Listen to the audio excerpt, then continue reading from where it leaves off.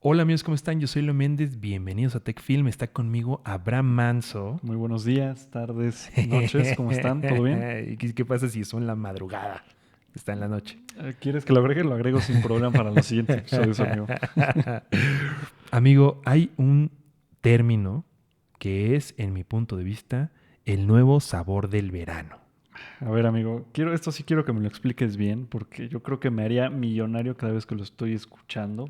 Si me dieran $1 por cada vez que lo escucho, yo tendría mucho dinero. Entonces, estoy escuchando muchísimo el término Open Gate. ¿Qué Open Gate esto? ¿Qué Open Gate lo otro?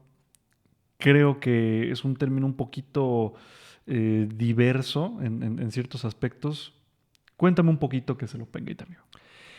Fíjate, amigo, que hemos desafortunadamente utilizado OpenGate como una nueva forma de querer vender cámaras o de querer destacar una cámara versus la otra, cuando en realidad es una cosa que tiene su fundamento y su historia en la decisión artística, amigo, y que está completamente informada por más de estos 120 años de historia que lleva la cinefotografía. El formato OpenGate o el término OpenGate se refiere a la captura en los sensores digitales de toda la extensión del sensor para poder hacer, entre otras cosas, como lo hemos mencionado, capturas simultáneas que puedan trabajar en formato vertical y horizontal, ¿no? Pero esto es quizás, o tristemente, es la cosa creo que menos importante del OpenGate. Te voy a platicar un poquito de dónde viene para que podamos entender cómo lo podemos usar mejor. El, el término OpenGate se relaciona a un, por así decirlo, enmascaramiento, unas especies de cortinillas o marquesinas que se utilizaban al inicio de la creación de la cinematografía para poder definir la relación de aspecto. Esto informado regularmente por dos cosas en específico. Uno, la economía de la cinta, amigo, es decir, qué tanta cinta íbamos a utilizar para ciertos rodajes. Y dos, la información sensible o la sensibilidad del fotógrafo en cómo poder de mejor forma compartir una historia o que la narrativa tuviera consecución en esta relación de aspecto, amigo. Sabemos que la televisión arranca en este formato cuadrado, ¿no? Durante muchos años, y este formato cuadrado fue una extensión de este relación de aspecto 4:3, ¿no? Y es por ahí de los 50 con la integración del CinemaScope y el VistaVision y estos formatos, estos grandes formatos de película, que se empieza a utilizar los objetivos anamórficos, amigo. Y esto lo que buscaba era de alguna forma romper la sensación de inmediatez de la televisión y lograr una forma Diferenciación. sí, y de espectáculo en el cine, ¿no? Porque estaba también, recordamos que en esa época los espectáculos, el teatro, tenía una fuerza bastante importante, ¿no? Entonces, el cine busca hacerse de esos recursos, de utilizar este formato de captura apaisado, mucho más en lo vertical perdón, mucho más en lo horizontal que en lo vertical, para poder tener esta sensación de envolvente, ¿no? Y entonces películas como Ben-Hur, ¿no? Empiezan a tomar este formato gracias a la captura de unos objetivos que se llamaban anamórficos. Ujú. Esos objetivos tenían un factor de alargar la imagen o comprimir la imagen para que pudieran ser almacenados, emulsionados, revelados, por así decirlo, en la cinta tradicional que se tenía de 35 milímetros, cuyo fotograma regular de 24 por 36 milímetros tenía una relación de aspecto de 3:2. Ujú. Entonces, estos formatos apaisados en el cine lograban la integración de los diferentes actores como si sintieran un espectáculo, amigo. Ujú. Y rompía con la tradición, Del repito, cuadrado de la tele, del claro. cuadrado de la tele, amigo. Como siguen avanzando las épocas, amigo, ciertos directores, ciertos visionarios en el cine, como Stanley Kubrick, por ejemplo, empiezan a decidir utilizar diferentes relaciones de aspecto, 2 perforaciones, 3 perforaciones, 4 perforaciones, 1.85, 2:39:1, todas estas diferentes relaciones de aspecto para darle una específica sensación a la narrativa. Recuerdo mucho escuchar a Ridley Scott en Alien, que trabajaron, por ejemplo, con unos Panavision C, ¿no? Anamórficos, y que le dieron una relación de aspecto 2:39:1, 2:37:1, una cosa así. Mencionaban mucho que es una película, si no la han visto, que habla quizás de la claustrofobia de vivir en una nave, en el Nostromo, en un lugar fuera de este mundo y tener un pasajero no deseado.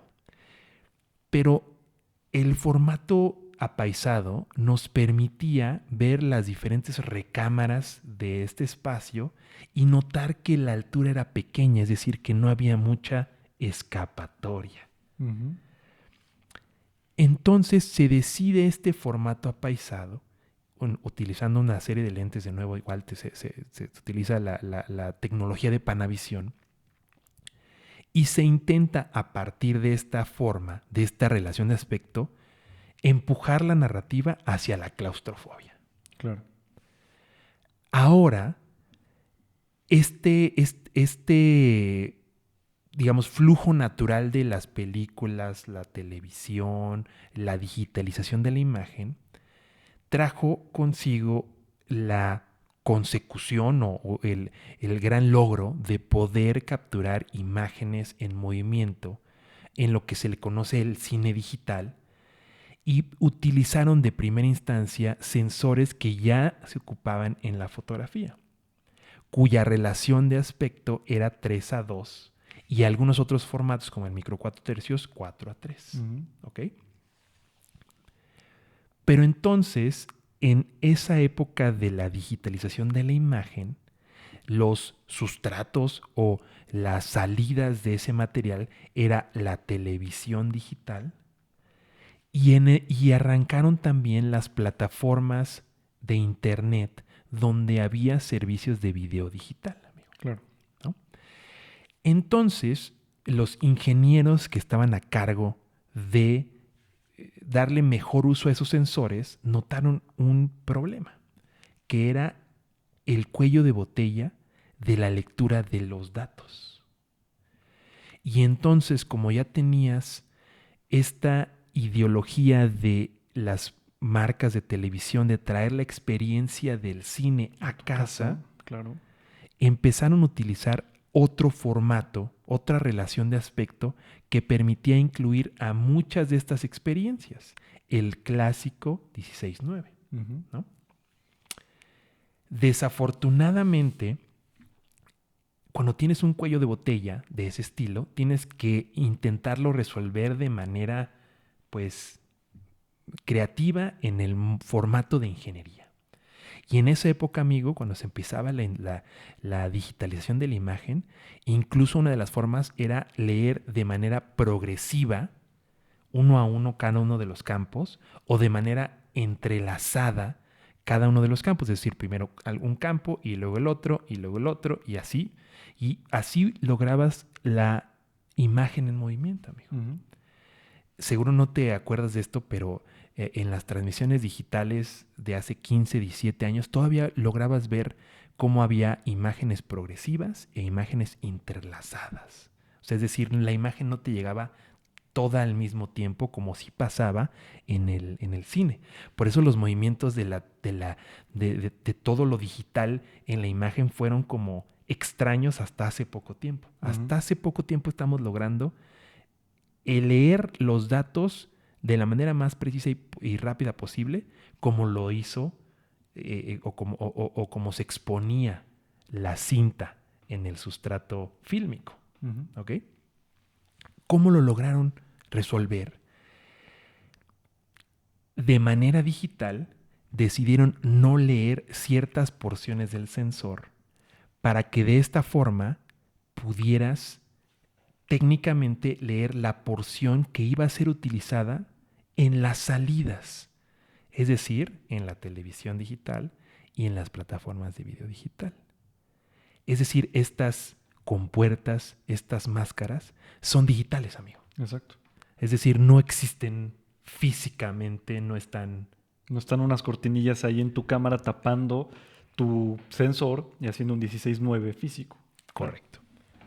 Esto ha empezado a cambiar, amigo, porque nuestras memorias actualmente, nuestros flujos de data, Nuestros procesadores. los procesadores tienen la capacidad de almacenar de manera mucho más veloz esta gran cantidad de data, ¿no? Incluso los códecs se han vuelto mucho mejores en analizar toda esta data y llevarla a un flujo mucho más veloz.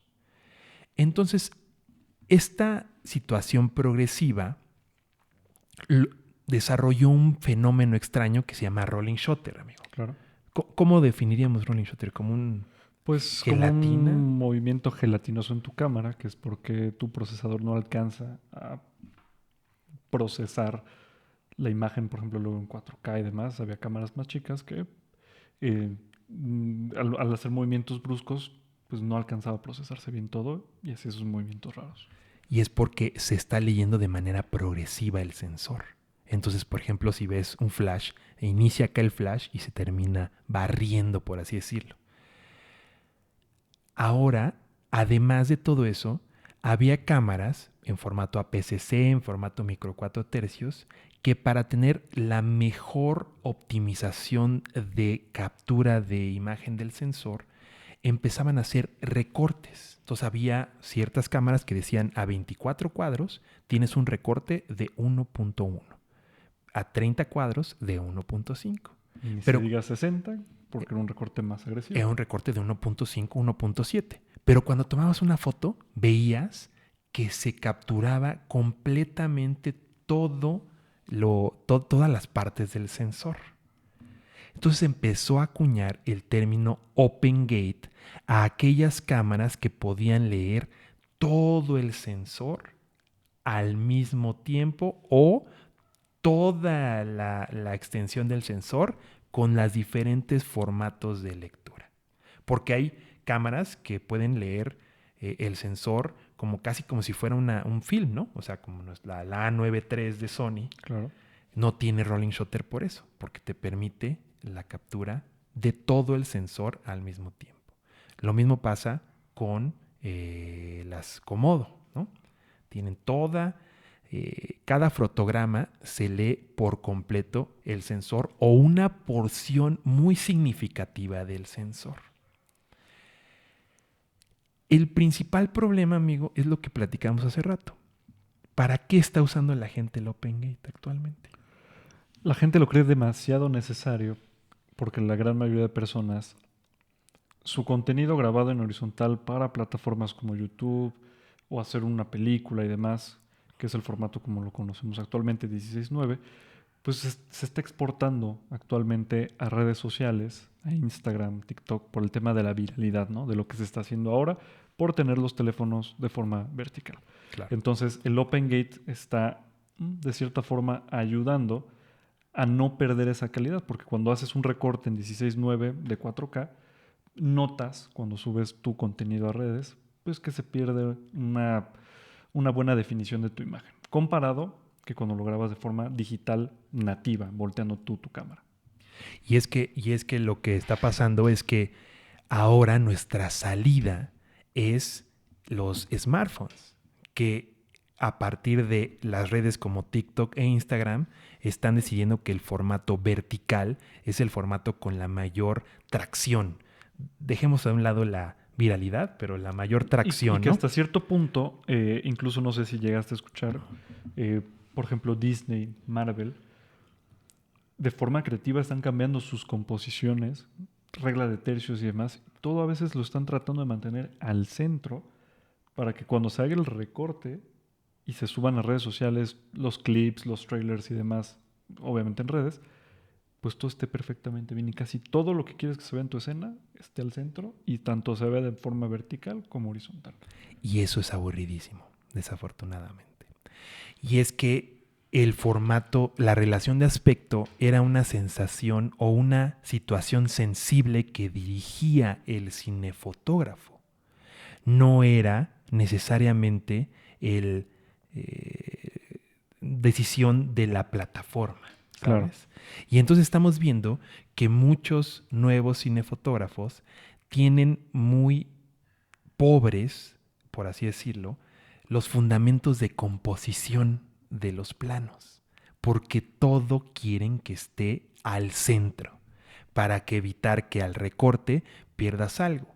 Pero naturalmente nuestros ojos ven mucho mejor en el campo horizontal. Por eso cuando te pones los dedos aquí de este lado, hagan este ejercicio conmigo, están en casa, van a ver sus dedos moviéndose porque tenemos muy buena visión periférica, pero no tenemos tan buena visión en el campo horizontal. Por eso cuando quieres leer de cerca, bajas la cabeza, porque técnicamente no lo puedes hacer de esta forma. Nuestros párpados, la protección natural de las cejas y los pómulos evitan que nuestros ojos hagan este movimiento de tan buena forma como lo podemos hacer en formato horizontal.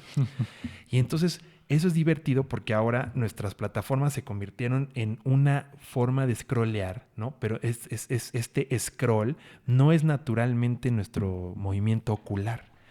Y desafortunadamente también nos pasa a la hora de componer. Al momento de componer, el formato vertical, que es muy bueno para leer en el periódico, en las noticias, en las revistas, agrupa mucha información en áreas que le llaman calientes de la página. Cuando me dedicaba más al diseño gráfico, había varios estudios y también varias compañías que se dedicaban a vender periódicos te vendían las zonas calientes de las páginas, dejando de lado incluso las esquinas, la parte inferior media. Casi todo se buscaba que por la proporción áurea estuviera en este formato de primera instancia. Es decir, Como Instagram actualmente. componer ahí es imposible, amigo. Técnicamente tienes una pantalla así que estás ocupando solo una porción muy pequeña. Cuando tú ves una película que está naturalmente del pasado, normalmente las películas viejas tienen otra ideología, y tú ves la composición, naturalmente pienso en El Padrino 2 y veo cuando Michael está hablando con su hermano está tumbado en la silla. Ojalá que pueda poner este cuadro aquí para enseñar este tema de composición. Su hermano está tumbado en la silla, casi listo para salirse de suscribirse de este mundo. Y Michael lo ve desde la otra esquina en contraluz, cosa que nunca pudiera colocarse en un pasaje vertical o en un recorte vertical. Naturalmente el fotógrafo está utilizando toda la extensión de la imagen para contar una historia que va de izquierda a derecha, ¿no? Y así pasa con muchas películas, que el fotógrafo, el cinefotógrafo, tiende a justamente utilizar su medio de manera plástica, informado por toda la historia del arte, amigo, ¿no? Si hablamos del Guernica de Picasso, es un poco lo mismo, ¿no? Es una historia completa que va en formato apaisado y que podemos notar. ¿Dónde es interesante el formato, digamos, vertical? En el retrato. El retrato es muy lindo de ver en formato vertical porque ayuda a que quepa casi por completo el personaje y lo transforma en una especie de deidad. Dicho esto, pensamos, por ejemplo, en el Snyder Scott de 4-3 Ujú. del Justice League, ¿no? Si pensamos que esos personajes en realidad son como unos semidioses Deidades. contemporáneos, tiene todo el sentido. De la misma forma que en Oppenheimer tiene todo el sentido ese formato, porque estás hablando de unos semidioses que jugaron con la vida de la Tierra por unos minutos, ¿no? Claro. Entonces, el formato está informando a la historia. No está haciendo, o no es por recortar o no recortar o por reutilizar para redes sociales. Entonces, de hecho, ahora que salieron los nuevos iPhones, noté en específico una fotógrafa. Voy a tratar de buscar el fotograma y los voy a poner aquí.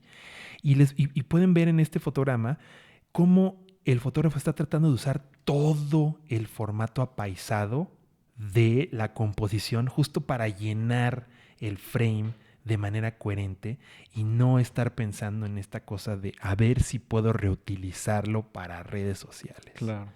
Entonces, por eso actualmente pienso que el Open Gate es más un sabor de moda con un objetivo que no es el artístico. Y eso es lo que más me llama la atención.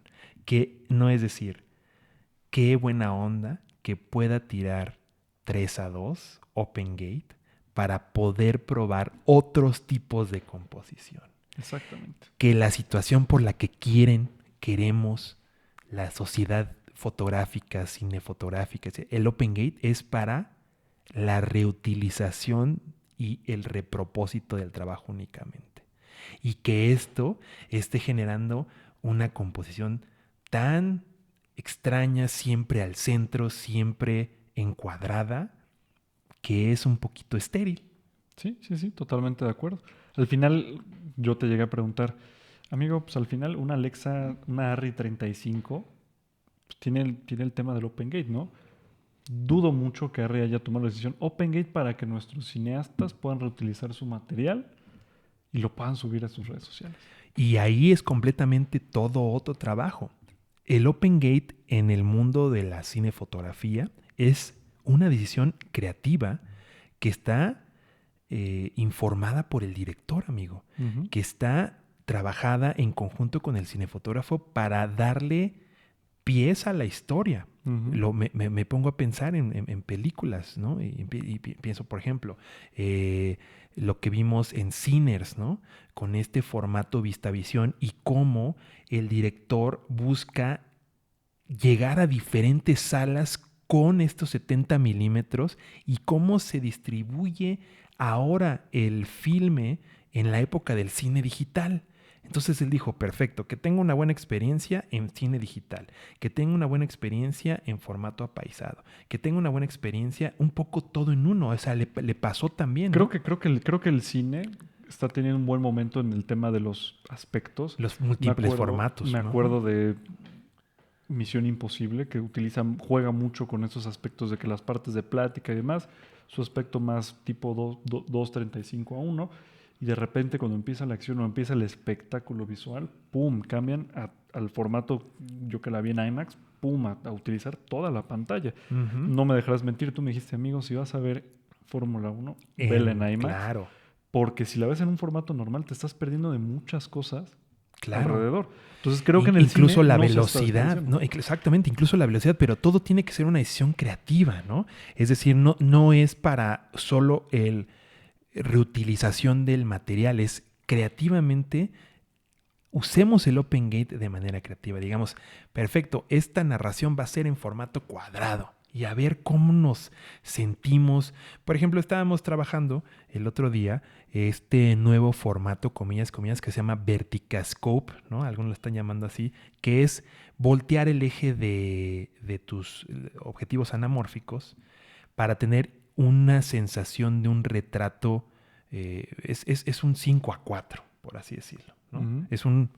Y se siente muy interesante con los anamórficos de esa forma porque terminas como con un formato cuasi cuadrado que funciona muy bien para un retrato. Lo vimos cuando le tomamos foto a gente y demás. A ver si encontramos ese pietaje por ahí, creo que anda por ahí. Y se ve muy divertido. Entonces, Cuando tú utilizas la relación de aspecto como una forma narrativa, está fantástico y bienvenido más el Open Gate. Pero si es solo para el reposicionamiento, híjole, ahí me parece que debemos como agrupación tomar esas herramientas y entender para qué son y tratarlas de integrar a nuestra vena creativa y no únicamente a quizás la relajación de decir, bueno, este material sirve para lo que sea. Y mira, como última duda, y para cerrar con esta última pregunta, hay ciertas compañías que se han rehusado un poco el tema del Open Gate. Hay compañías que han dicho, no, vamos a poner Open Gate, pero vamos a poner estabilización al sensor. Está peleado entonces el Open Gate con la estabilización. Lo que pasa es que justamente las compañías han decidido estar, como por así decirlo, balanceando las tres cosas. Aquí voy. Hay sensores que tienen muy buena resolución, amigo. Tienen bastante cantidad de datos al mismo tiempo.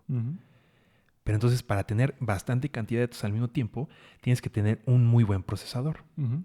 Pero ¿qué pasa si yo no tengo un tan buen procesador? ¿Qué pasa si es de una generación pasada?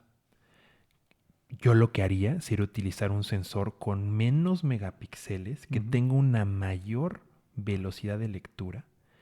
Y para ciertos mercados, diría que la estabilización es la cosa más importante. En el caso específico, el cine documental, los creadores de contenido, el blog, ¿no? La fotografía, videografía de producto, ¿no? Comercial, ¿no? Entonces, esas personas necesitan estabilizadores porque están yendo a la ocasión a tratar de capturar.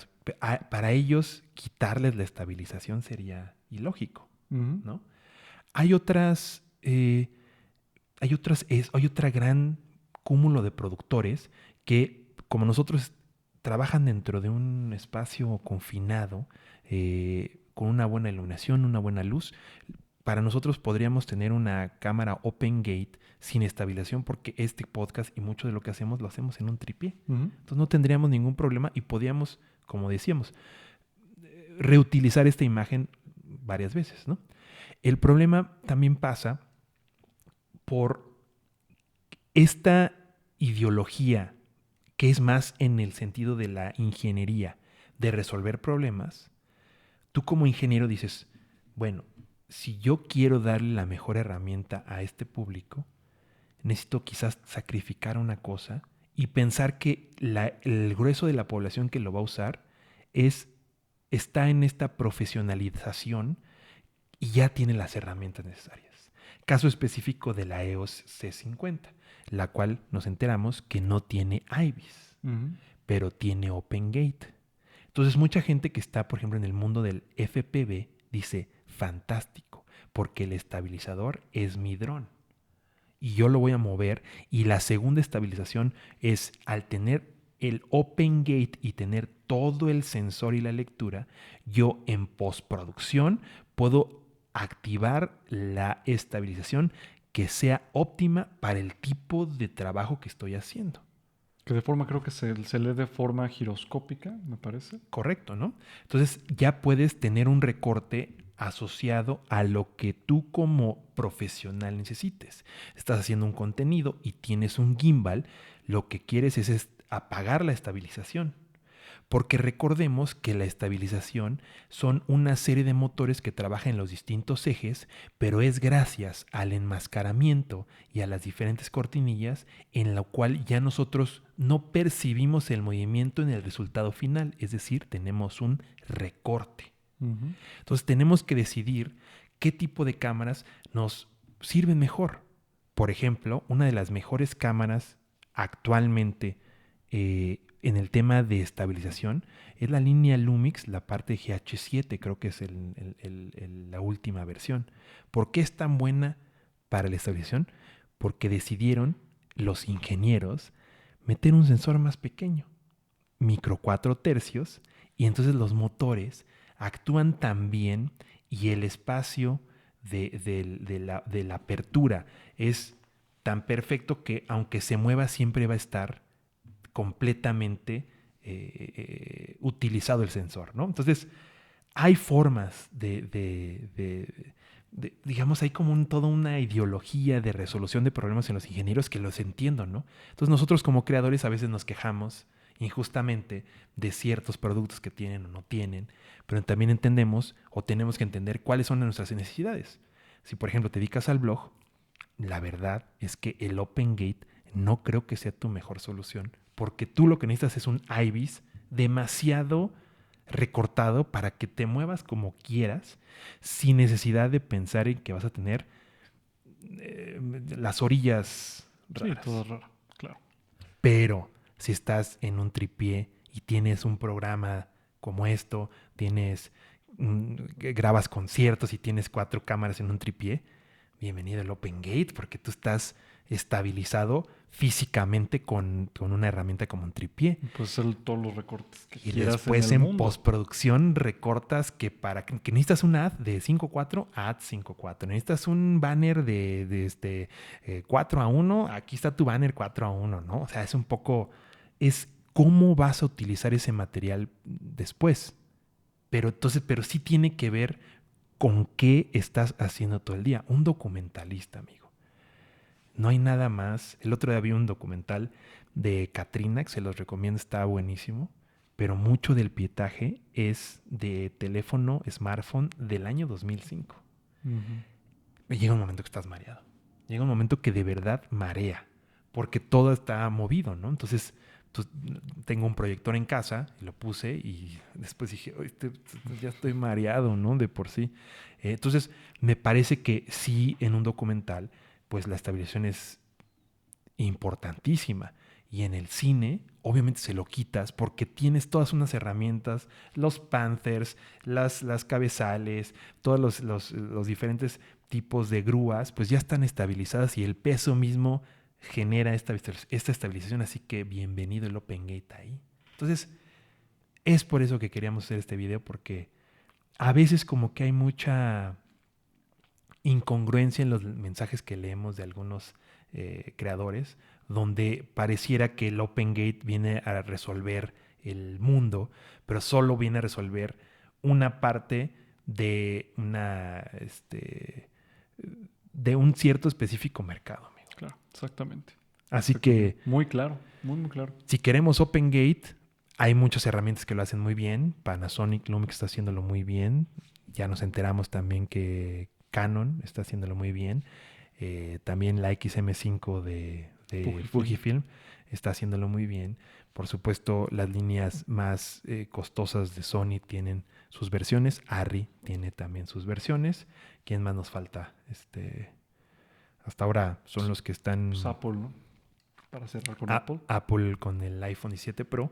Así que, bueno, por ahí va por qué es necesario el OpenGate o en qué momento es necesario, pero no necesariamente es para todos. Así que no decidan su siguiente compra pensando en el OpenGate. Si hay que componer de mejor forma para satisfacer las necesidades de las salidas, pues es algo que se ha hecho en los últimos 80 años, amigo. Exactamente. Yo soy Leo Méndez, está conmigo Abraham Manso. Bienvenidos a TechFilm. Nos vemos muy pronto. Bye bye.